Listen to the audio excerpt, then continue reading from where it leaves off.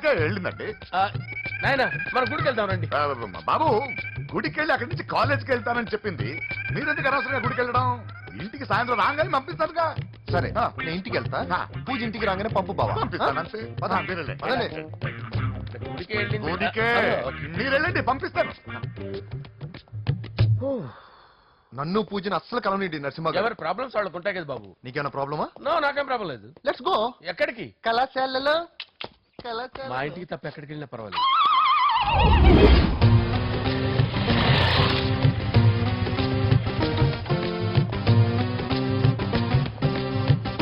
పూజ పూజ. నా లవర్కి ఎంత మెంటల్ కదా పుట్టాడు. వీడు గనక నాకు పుట్టినట్టయితే ఉగ్గు బాల్లో సైనట్ వేసి తాపించి చెప్పేసేవాడు. కుదరదని చెప్పానా? హాయ్ పూజ.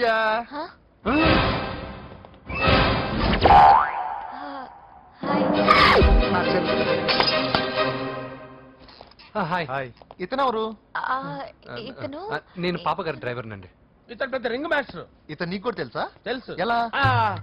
నన్ను కూడా డ్రైవ్ చేస్తాడు. ఓ మంచి ఎక్స్పీరియన్స్ అన్నమాట.